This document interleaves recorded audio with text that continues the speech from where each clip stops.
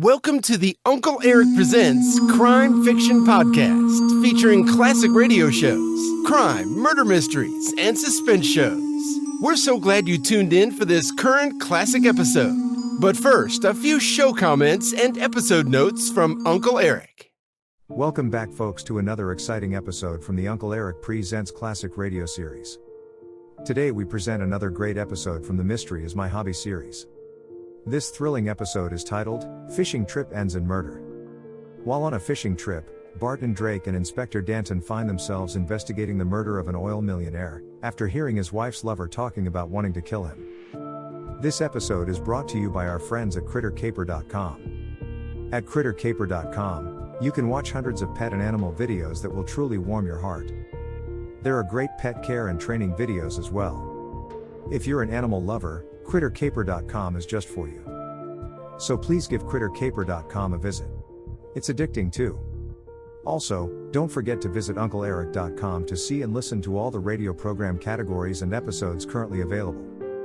There are also hundreds of exciting detective and mystery television shows from back in the day to watch as well. They're a real hoot to watch. If you like this episode, please consider buying Uncle Erich a cup of coffee if you'd like, at the support link below. Thanks a million. Now, enjoy this great episode of Mystery is My Hobby titled, Fishing Trip Ends in Murder.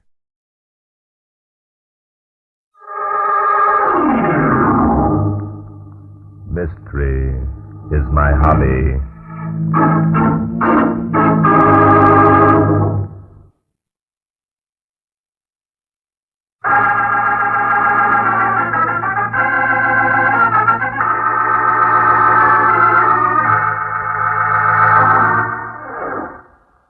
Inspector Danton and I decided to take a few days off and do some fishing. We stopped at a place called Pine Haven Lodge, located in the heavily timbered slopes of the Adirondacks. Judd Loring, owner of the lodge, had told us of a likely pool, which was known only to himself and a few others. Well, I guess this is the place, Inspector. Yeah, I guess it is. Look at that pool. Quiet as a mill pond. You know, it reminds me of the time we were on that windmill case up in New Hampshire. Oh, yes, I remember that.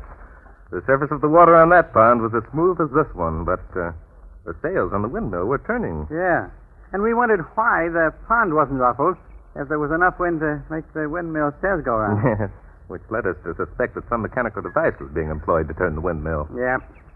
We found it was a hidden motor that was turning the windmill, and the windmill was pumping oil from a pipeline. Mm-hmm. You certainly were clever to figure that one out, Inspector. I was clever? Yes. Yes, I was, wasn't I? You were indeed. Well, let's hope that no murders occur to spoil our fun this time. Yeah. Say, Bart. Yes, Inspector. Did you bring the worms? Worms? Sure. How are we going to fish without worms? Well, I don't know about you, but I'm going to use a Royal Coachman, Inspector. Pass me that bait box, will you? Bait box? Sure. Yeah. Thanks. What's a Royal Coachman? When I was a kid, we just stuck a worm on a bent hairpin. We didn't need any coachman along. Royal or common. A Royal Coachman, Inspector, is a wet fly. Oh? And there we are. Did you ever catch any fish, Inspector? Ever catch any fish? Say. Stand aside, please, Inspector. I'm going to cast. Okay. This fish I caught was bigger By than... Jove, Inspector, did you see that rainbow leap? No.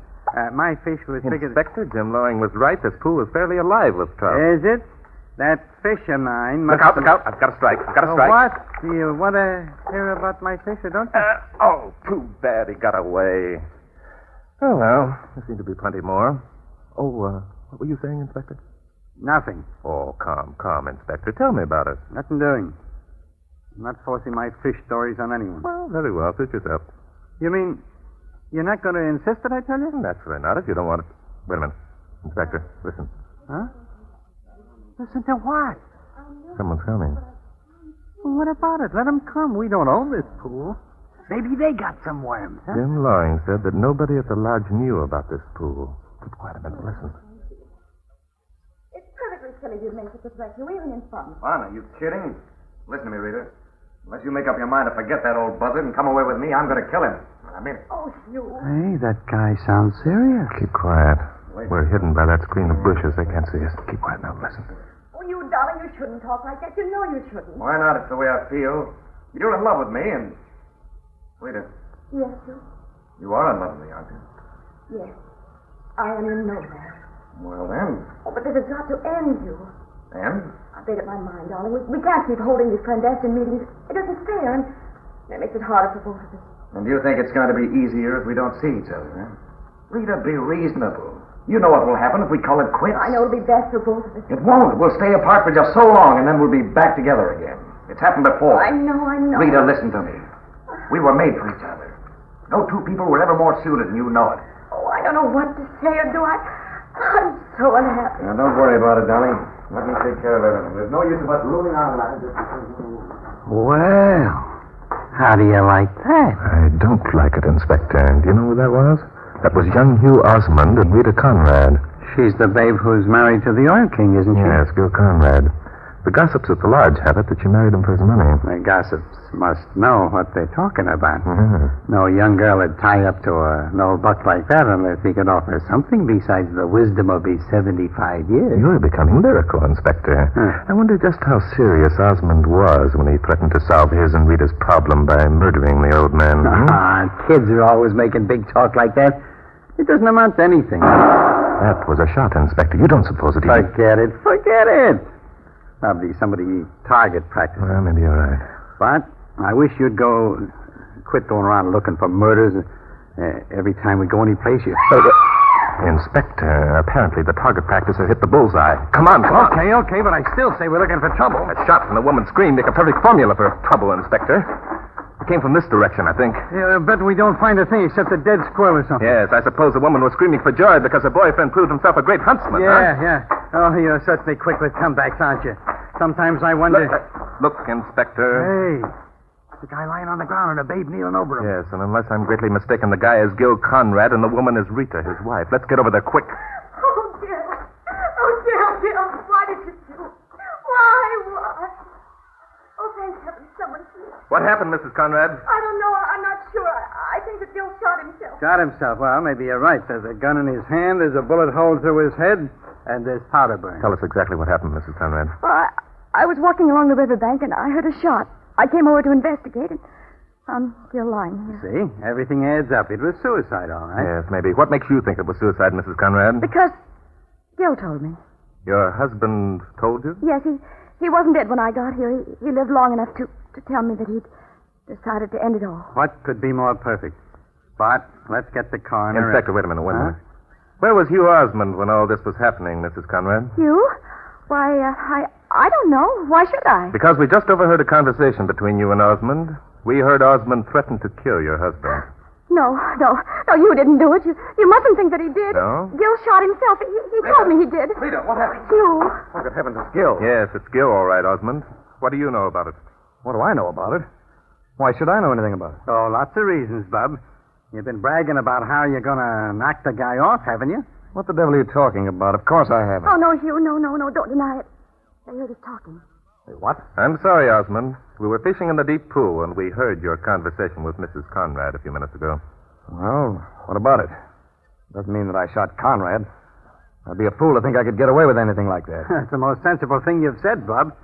What I want to know is why weren't you two together when you heard the shot? Oh, what's the use?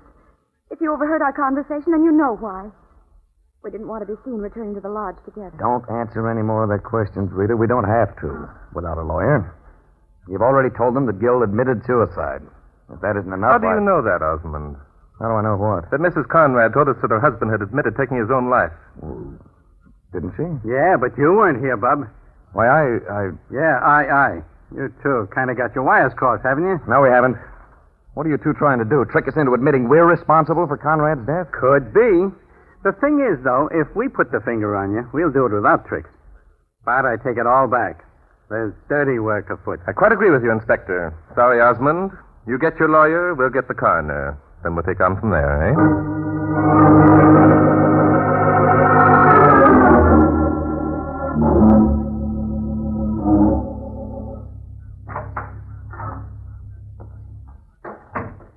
Hello, Bart.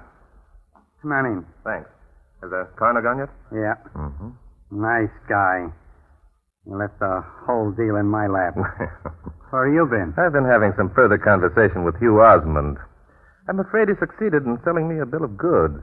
What kind of goods? Osmond claims that when he heard the shot, he came running back. Just before he reached the clearing where Conrad lay, he heard Rita scream. So then, what did he do? He stopped behind some bushes and listened. He overheard Conrad tell his wife that he had shot himself. So that's how he knew Conrad had admitted suicide, eh? Apparently, yes. Do you believe him? I believe part of what he said. He showed me the spot where he'd been standing. It was close enough to the clearing so that his story could be true. Well, why did he keep hiding them after we arrived? Well, according to him, to see which way the wind blew. It was only when he believed that we were going to accuse Rita of murder that he decided to show himself. And that's the part of his story you don't believe, I eh? don't know, Inspector. I'm not sure yet. By the way, Inspector, what have you been doing? Oh, I've been getting along. Come over here. Well, discover something, huh? I modestly admit that I've discovered quite something. Well, Yeah. That's Conrad's body lying there on the couch, isn't it? it certainly is, Inspector. Note the bullet hole through his head. Yes. There's a clean hole all the way through. Yeah. Now, there are powder burns on the right side of his head, aren't there? That's correct, Inspector. Sure. And since we found Conrad holding the gun in his right hand, the setup would indicate that the guy is right-handed, wouldn't it? Quite true, Inspector. Well, the guy is left-handed. What? Now, why, when he decided to shoot himself, would he do it with his right A hand? good question, Inspector. How do you know that Conrad was left-handed? That's my discovery. Look, I've been fishing through his pockets. I found his keys and his loose change in his left-hand pants pocket. By Jove, Inspector. Yeah. A guy who carries his dough and his keys in his left-hand pants pocket only does so because he's left-handed. So the way I figure it is, Mr. Gil Conrad was murdered and someone tried to make it look like suicide. Amazing. Do you mind if I look through his pockets, too, Inspector? Go ahead. Who cares? If you don't want to take my word for Oh, it. come. You know your word is as good as gold, as far as I'm concerned. As far as you're concerned. So everyone else thinks I'm a liar. Well, now who's that? Why don't you open the door and see? Possibly the murderer has come to confess his crime. Very funny. Huh, it's a babe. You, looking for someone, miss? Yes. I'm looking for Inspector Danton. Are you Inspector Danton? Yep, I'm Danton. Come on in. I'm Laura Bailey. Mrs. Conrad's my sister. I just heard about the terrible thing that happened to Gil. Oh, you did? You know anything about it, do you? I think I might be able to tell you something that will help explain why Gil took his own life. Oh, I thought you were alone, Inspector Danton. No. That guy standing up over there is Barton Drake. The horizontal gent is your brother-in-law. Barton Drake. Oh, I'm so glad you happened to be here, Mr. Drake. I've heard so much of you. My name is Laura Bailey. Sure, everybody's heard of Drake. How do you do, Miss Bailey? Did I hear you say you're Mrs. Conrad's sister? Yes. We were all staying here at the lodge together. Oh, I would have come sooner, only I couldn't believe that Gil was serious when I talked to him this morning. When was that, Miss Bailey? Shortly after breakfast. He asked me to come to his cabin. Now, don't tell us that he threatened to commit suicide. That's exactly what he did, Inspector Danton. You see, Gil had found out about Rita and Hugh. I see. And why should he talk it over with you, Miss Bailey? He felt that he had to talk to someone. He knew that I was his friend. I couldn't believe that Rita was being untrue. He asked me what I knew about it. And what did you tell him, lady? I told him that Rita was in love with Hugh Osmond. Why should I deny it? Rita is young and beautiful. Why should she waste her life on an old man? The thing is that Rita should have thought of that when she married the old man. These women who take a guy for his dough and then try to walk out on the deal get in my hair. It wasn't Rita's fault. Gil begged her to marry him. But she hadn't met Hugh then. Oh, nuts. So Conrad told you he was going out and commit suicide. Is that right, Miss Bailey? Yes. I didn't believe him, of course. He wanted me to talk to Rita, persuade her to forget Hugh. When I refused, he tried to work on my sympathy by threatening suicide. That is probably because he figured you were his best friend. Now, look, lady, we happen just a to minute, know that... Inspector. Huh? Miss Bailey, was your brother-in-law right-handed or left-handed? What a strange question. Why, he was right-handed. Uh-huh. You're sure of that, Miss Bailey? Of course I'm sure. I've known Gil for years. I'd most certainly have noticed any strange traits of character that he had. Now, just a minute. Just 1 minute. Lady, I'm too polite to call a female a liar, but I just got through proving Careful, that... Inspector, careful now. Huh? There's no doubt in my mind that Miss Bailey's telling the truth. Well, what was that, Bart? Of course I'm telling the truth. Gil was as right-handed as I am, Everybody knows that. That's just the point, Inspector. Everybody probably does know it. It's a fact that can be easily checked. Because of that, I hardly think Miss Bailey would run the risk of lying. But doggone it, Bart. That means the guy probably did commit suicide. And you said yourself he was murdered. Murdered? Yeah. Oh, that's ridiculous. Of course Gil took his own life. On the contrary, Miss Bailey, your brother-in-law was very definitely murdered. Furthermore, it was either you or your sister or Hugh Osmond who murdered him. The two of you who are innocent of the crime know which one is guilty and are trying to shield him or her. I hope you realize that makes you all equally guilty in the eyes of the law.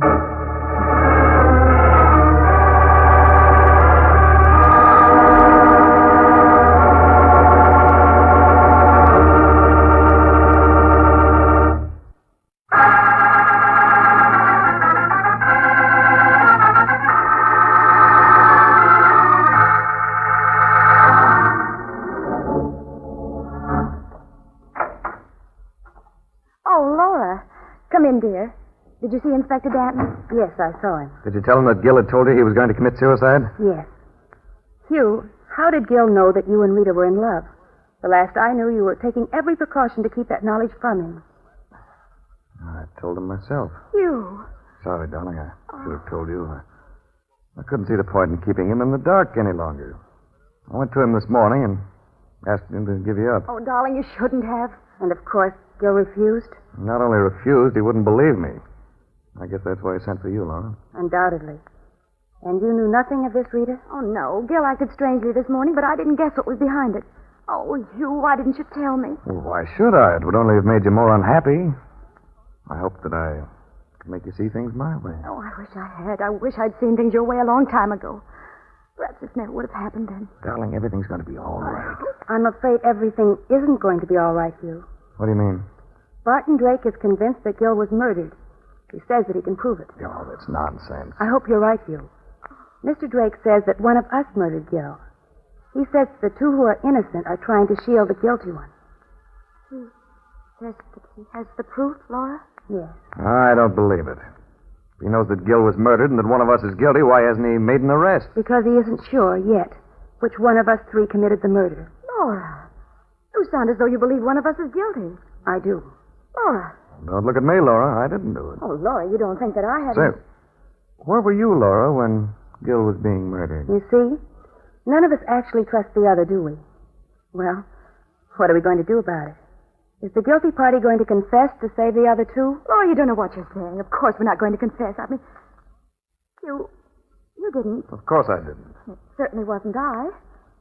Laura. Control yourself, darling. I'm not going to confess either. I didn't murder Gil, but I know who did.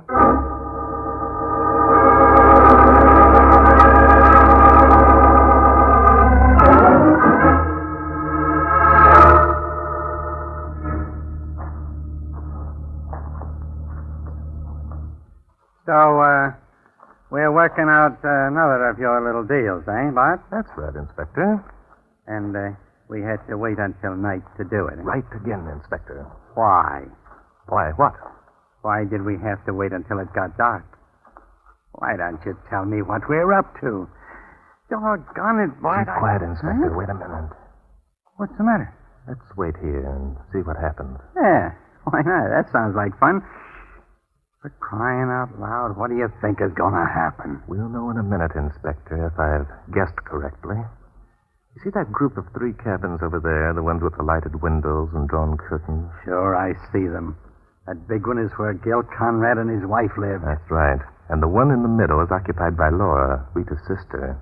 The one next to that is occupied by Hugh Osmond. And the... Oh. What's the uh-oh for? Someone just walked past the window in Laura's cabin. What about it? Maybe the babe can't sleep. Maybe she's walking back and forth to wear herself out. Maybe, but the trouble is we're not sure that it was Laura, are we, Inspector? All we can see is the silhouette behind that curtain. Oh, look, Bart. I love mysteries, but when you pull them out of thin air... Look, Inspector. Huh? There goes someone pacing behind the curtain in Osmond's cabin. Yeah. Now, don't tell me that wasn't a man. No, you have good eyesight, Inspector. Sure. Have you your gun handy? Why, sure I got it handy. Right here in my hand. Fine. You may need it. Look. There goes someone past the curtain in Rita's cabin. So that makes all three of them pacing the floor. Right. Now, are you happy? Perfectly, Inspector. I couldn't have hoped for better results. Keep your eye on them, Inspector. Okay. How long do we keep this up? I'm getting cold. There. Osmond passed the window and didn't return. Neither did Rita. So what? Only Laura seems to be active. I wonder now how long That's it, Inspector. Come on. Someone shot at the girl in Laura's cabin. And hit her, too, I think. Over this way, Inspector. The shot came from behind that cabin. Yeah, there he goes. Let him have it, Inspector. Yeah. Stop! Stop or I'll shoot! Get down, Inspector. He's going to be stubborn. Who can play at that game? You missed him, Inspector. He's heading for the woods. I never miss. That guy's hit.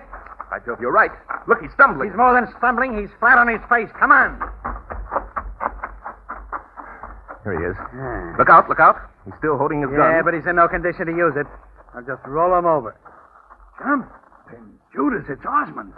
Of course it's Osmond, Inspector. Let's hope he'll live long enough to confess to the shooting of Gil Conrad. Otherwise, I think we're going to have a time proving him guilty.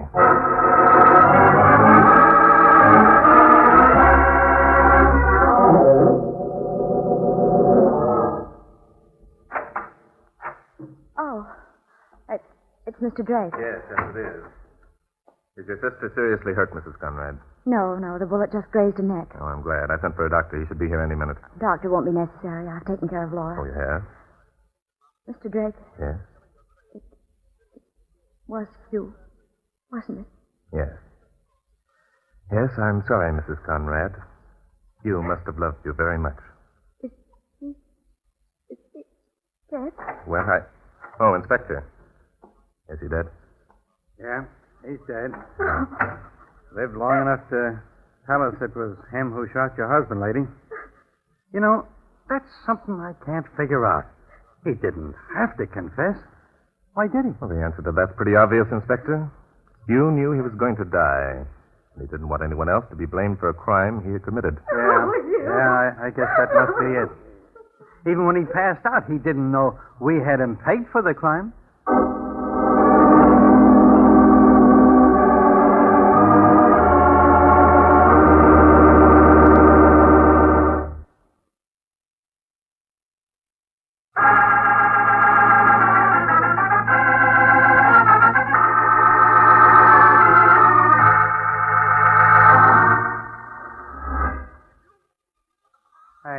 Bart, Yes, Inspector. that royal coachman of yours doesn't seem to be doing much good. Ah, patience, Inspector. Patience is the virtue of all fishermen. Patience and silence. I see what you mean. Thank you. Wish we'd brought along a set of chessmen. I even wish there was a good-looking babe around so we wouldn't have to just sit here and stare at the water.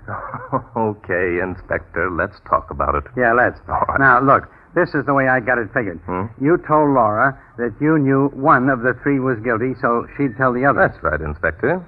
I also told her that I believed that the two innocent people were trying to shield the guilty one. So Osmond, being the guilty one, had to dispose of Laura because he thought she knew he was guilty. That's right. He also knew that if she continued to shield him and was found out, she was going to be held as an accomplice. He knew that Rita would never give him away because Rita was in love with him. Right you are, Inspector. You know, Laura actually hadn't much to gain. He was afraid she'd break down, which she probably would have, too. Huh. Now, there's two other things. Two, Inspector. What? Yeah. How did you know that Conrad hadn't committed suicide? Well, that one's easy, Inspector. You see, Conrad was shot through the head. That means he was killed instantly, doesn't it? Well, so what? So, Rita told us that when she reached him, he lived long enough to confess to his own suicide, remember? Well, I'm a royal coachman's coach dog. You see, Rita either saw Osmond shoot Conrad or suspected that he had. So, naturally, she wanted to protect him. That's why she told us the story of Conrad's confession. And that's how you knew that Rita would never give Osmond away. Yes, that's it. Now, what was the other thing you wanted to know, Inspector? Oh, yes, yeah. Now, look, Bart, I proved, by a bit of ingenious deduction, that Conrad was left-handed, and then you come along and call me a liar. Oh, no. You There's did. the thought, Inspector. You did. Never would I call you a liar, never. Well, it amounted to that. No. I don't like it. You gotta back up that crack you made with some proof of your own. All right, Inspector, I'll do my best. You believe that Conrad was left-handed because he carried his money and keys in the left-hand pocket of his trousers. Is that right? Yeah, that's right. Mm-hmm. That was a clever piece of work on your part, Inspector. The trouble is, you didn't go far enough. What do you mean I didn't go far enough? You didn't look in his other pockets. You see, in the right-hand pocket of Conrad's trousers, there was a hole. Oh, by Jove, Inspector, look out. I've got a strike. All right. So he carried his stuff in his left-hand pocket because he had a hole in his right-hand pocket. All right. Stand aside, Inspector. Oh, boy, what a beauty. Look out, Inspector. He's heading for that log. Who cares? Doggone it. Oh, the devil, he got away. Oh, Inspector, I give up. I thought it might be fishing. What might be fishing? My hobby, Inspector. I'm afraid I'll have to continue to admit that mystery is my hobby.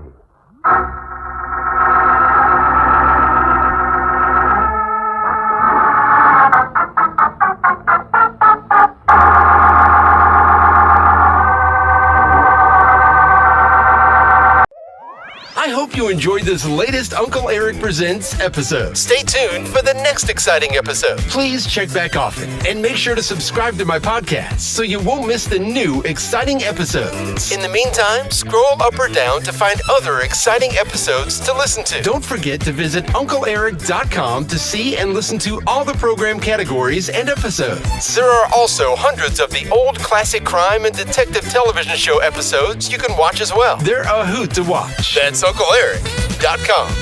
If you like this episode, please consider buying Uncle Eric a cup of coffee at the support link below. Thanks a million. Thanks for stopping by. Bye-bye for now.